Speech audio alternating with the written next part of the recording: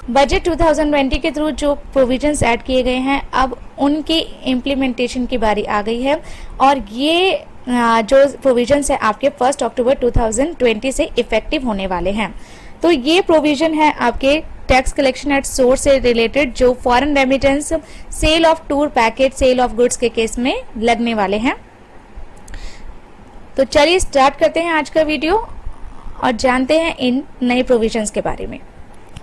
So viewers, अगर अभी तक आपने मेरे चैनल को सब्सक्राइब नहीं किया है, टैक्स अवेयर को सब्सक्राइब नहीं किया है, तो इसको करना ना भूलें। सबसे पहले इसको सब्सक्राइब कर दीजिए और बेल आइकन को भी प्रेस कर दीजिए सो दैट आपको इन्फॉर्मेशन अपडेट सारी टाइम टू टाइम मिलती रहे। 206C के नए प्रोविजन को पढ़ने से पहले हम मेमोरेंडम पढ़ लेते हैं जो बजट 2020 के साथ इशू किया गया था। देख लेते हैं इसकी क्या रेलेवेंस है, क्या जरूरत थी और क्या समराइज्ड वर्जन में ये सेक्शन आपसे कहना चाहता है।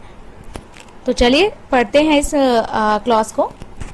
Widening the scope of Section 206C to include TCS on foreign remittance through liberalized remittance scheme and on selling of overseas tour package as well as TCS on sale of goods over a limit. Section 206C of the Act provides for the collection of tax at source on business of trading in alcohol, liquor, forest produce, scrap etc. तो अभी तक आपका जो TCS लगता था वो लगता था अगर आप अल्कोहल ट्रेड कर रहे हो या लिकर कर रहे हो या फॉरेस्ट प्रोड्यूस या स्क्रैप ट्रेड कर रहे हो। In order to widen the deepen the tax net, it is propose to amend section 206C to levy TCS on overseas remittance and sale of overseas tour package as under. तो overseas remittance, जितने भी आप foreign remittance करने वाले हो उस पे TCS लगने वाला है। आपको आपका बैंक TCS डिडक्ट करेगा आपका। आप बैंक को जब भी इंस्ट्रक्शन दोगे फॉरेन रेमिटेंस करने के लिए तो आपकी TCS डिडक्शन की जाएगी, पर इस पे कुछ लिमिट है। पढ़ते हैं आगे और जानते हैं किस लिमिट के बाद ये TCS डिडक्शन एप्लीकेबल होगी ओवरसीज रेमिटेंस पे। An authorized dealer receiving an amount or an aggregate of amounts of 7 lakh rupees or more in a financial year for remittance out of India under the LRS of RBI shall be liable to collect TCS if he receives sum in excess of said amount from a buyer being a person remitting such amount out of India at the rate of 5%. In non-PAN or Aadhaar cases the rate shall be 10%.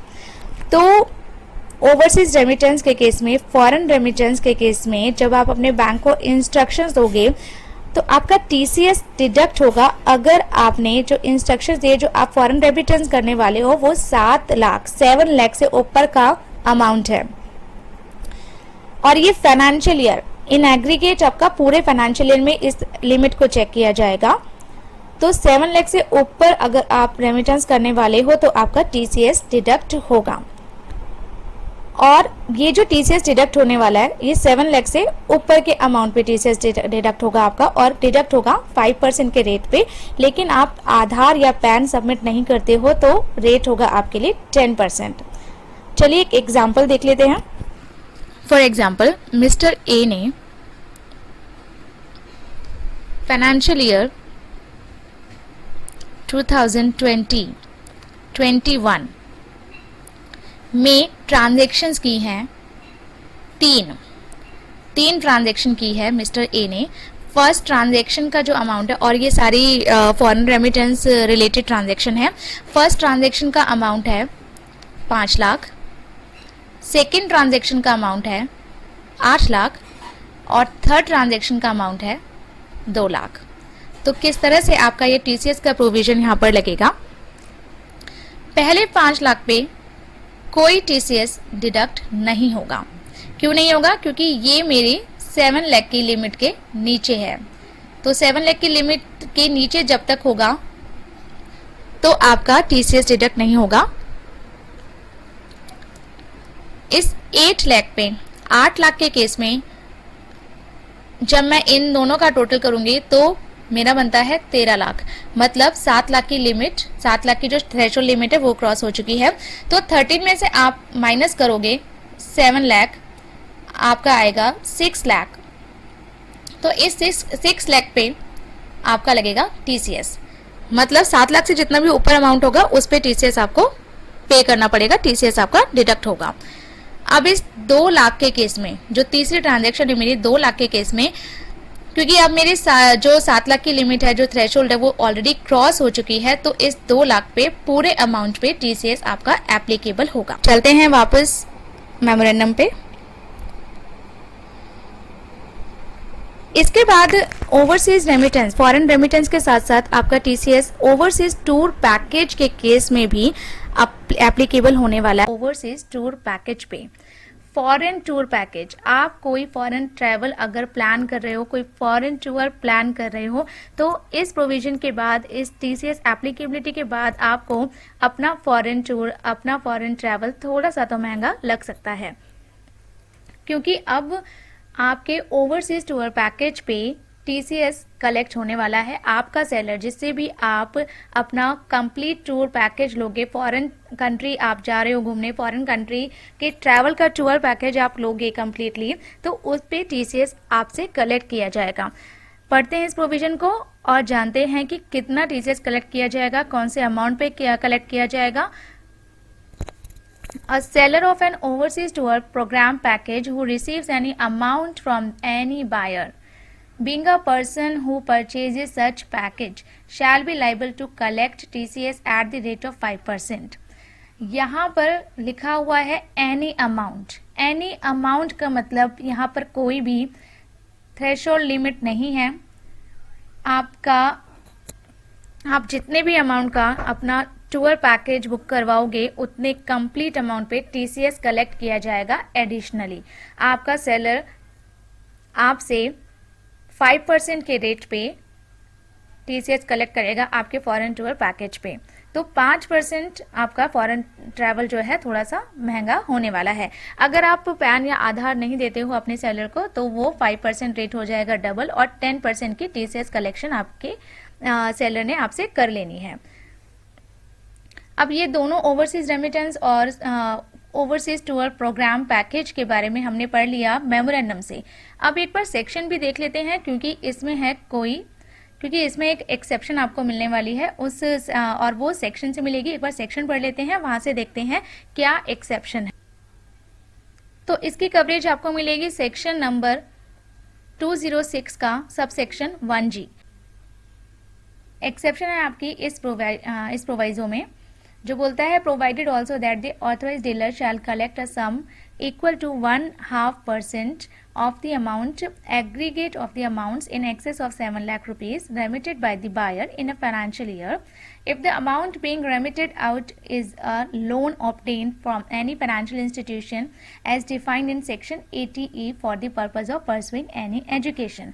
मतलब आपने कोई foreign study के लिए loan लिया है, आपने किसी foreign study के लिए लोन लिया है, और सेक्शन 80E में जिसकी आप डिडक्शन भी क्लेम करते हो, तो उस केस में आपका जो टीसीएस कलेक्ट होगा वो कम रेट पे होगा, हाफ रेट पे आपका टीसीएस कलेक्ट आपसे किया जाएगा, ना कि फुल रेट पे। ये आपका फॉरेन रेमिटेंस के केस में है। 7 लाख की लिमिट यहाँ भी अप्लाई करेगी, लेकिन रेट जो है वो आपका जो रेट है वो 0.5% होगा इस केस में। तो ये एक्सेप्शन है यहाँ पर, जो आपकी मेमोरेंडम में नहीं लिखी है। मेमोरेंडम में डेट दी गई थी 1 अप्रैल 2020, जब से ये प्रोविजंस अप्लाई होने थे, लेकिन इसको डेफर कर दिया गया। अभी 1 अक्टूबर 2020 से आपके ये प्रोविजंस एप्लीकेबल होने वाले हैं। तो जो भी कवरेज और एप्लीकेबिलिटी और थ्रेशोल्ड लिमिट्स देखी जाएंगी वो 1 अक्टूबर से ही देखी जाएगी, उससे पहले टीसीएस इन पेमेंट्स के लिए अप्लाई नहीं करेगा। केस है आपका, अगर आपने वहाँ पे सिर्फ और सिर्फ एयर टिकट्स बुक करवाई हैं, वो भी फॉरेन ट्रैवल के लिए, तो क्या उस पर टीसीएस आपका सेलर आपसे कलेक्ट करेगा? उस केस में टीसीएस कलेक्ट नहीं किया जाएगा, क्योंकि यहाँ सिर्फ एयर टिकट्स की बात नहीं हो रही है, यहाँ कंप्लीट टूर पैकेज की बात हो रही है। अगर कंप्लीट टूर पैकेज आप लेते हो, उस केस में ही टीसीएस आपसे कलेक्ट किया जाएगा। तो सिर्फ एयर टिकट पे नहीं, सिर्फ आपका अगर फॉरेन ट्रैवल है वो भी बस आप एयर टिकट ले रहे हो और जा रहे हो, कोई टूर पैकेज नहीं है, तो कोई टीसीएस कलेक्शन आपसे नहीं की जाएगी। अब आपने कोई अपना टूर पैकेज बुक किया, लेकिन कुछ टाइम बाद वो कैंसिल हो गया, तो उस केस में टीसीएस जो कलेक्ट कर लिया गया आपसे, क्या उसका रिफंड मिलेगा?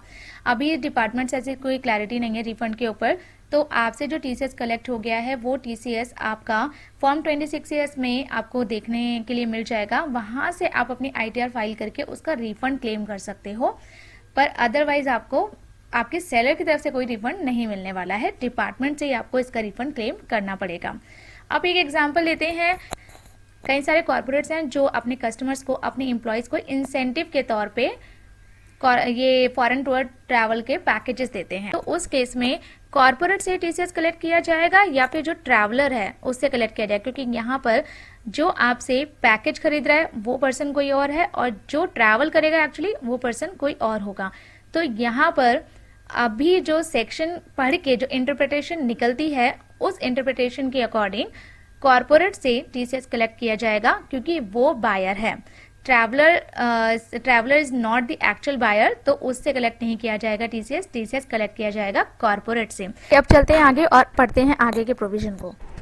गुड्स अगर आप सेल करते हो वहां पे भी टीसीएस की एप्लीकेबिलिटी लाई गई है। कैसे लाई गई है पढ़ लेते हैं एक बार।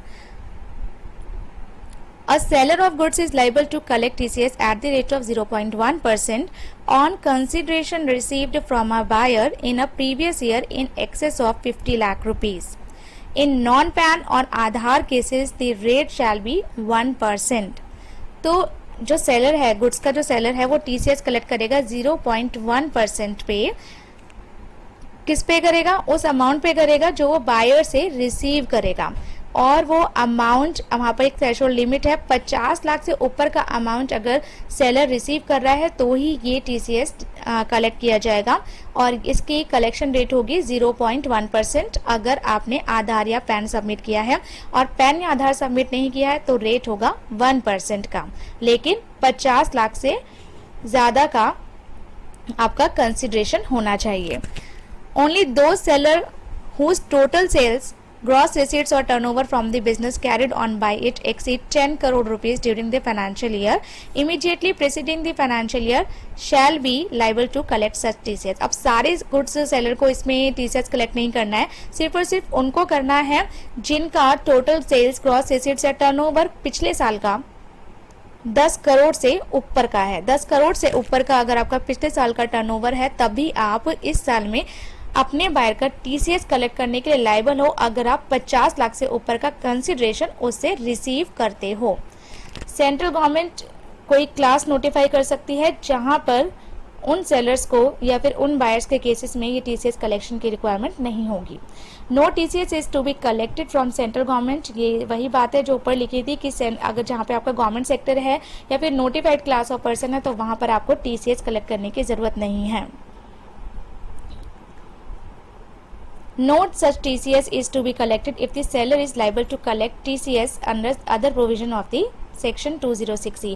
अगर 206C में आप इस तरह की कोई सेल कर रहे हो जो अल्कोहल सेल है, लिकर है या फिर फॉरेस्ट प्रोड्यूस है, जो ऊपर के सेक्शंस में कवर्ड है, तो वहाँ पर ऑलरेडी डिडक्शन हो रही है तो वो उसकी कवरेज इस सब सेक्शन में नहीं होगी जहाँ पर इस सेलर ऑफ गुड्स, इस गुड्स सेल के केस में टीसीएस की एप्लीकेबिलिटी लाई गई है। या फिर अगर आपका टीडीएस डिडक्ट हो चुका है एक्ट के किसी और प्रोविजन में तो आपको उस केस में भी टीसीएस कलेक्ट नहीं करना है।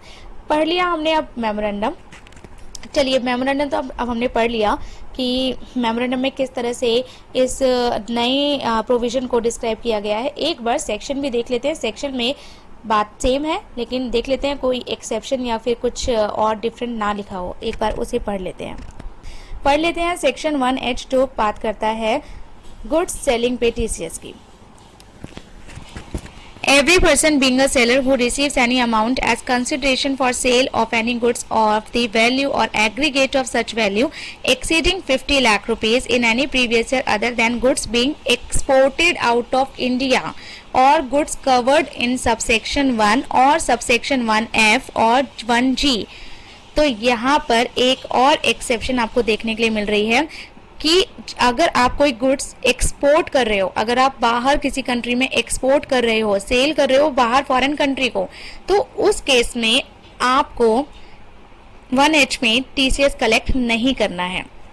जो टीसीएस मैंने अभी आपको बताया था कि 50 लाख से ऊपर का आप कंसिडरेशन रिसीव करते हो और पिछले फाइनेंशियल ईयर में आपका 10 करोड़ से ऊपर का टर्नओवर रहा है, तो उस केस में आपको टीसीएस कलेक्ट करना होता है। जी, आपको टीसीएस कलेक्ट करना होता है सेक्शन 1H में, सब सेक्शन 1H में 0.1% पे, तो वो आपका अप्लाई नहीं होगा। तो ये वाला टीसीएस आपका अप्लाई नहीं होगा अगर आप गुड्स एक्सपोर्ट कर रहे हो। तो एक्सपोर्ट्स के केस में ये टीसीएस आपको नहीं डायरेक्ट कलेक्ट करना, ना ही सबसेक्शन 1 में जो कवर्ड है आपके आइटम्स उनके केस में आपको ये टीसीएस कलेक्ट करना है, ना सबसेक्शन 1F के केस में और 1G के केस में।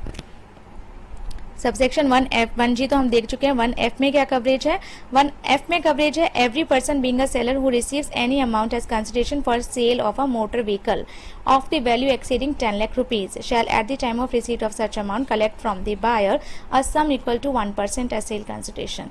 तो यहाँ पर मोटर व्हीकल की बात की गई है। मोटर व्हीकल जो 10 लाख से ऊपर की अगर आप गाड़ी खरीदते हो तो वहाँ पर टीसीएस आपका जो सेलर है वो आप कलेक्ट कर लेता है 1% का टीसीएस आपसे कलेक्ट कर लिया जाता है।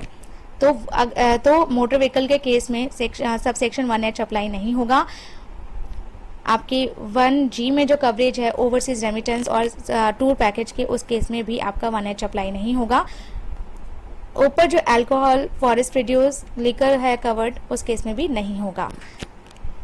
तो बाकी जितने केसेस हैं एक्सपोर्ट्स को भी छोड़कर वहां पर टीसीएस आपको 1H में 0.1% पे कलेक्ट करना होगा अपनी सेल पे, वो भी कंडीशन अगर आप उन कंडीशंस को फुलफिल करते हो। को अच्छे से नोट कर लीजिए सो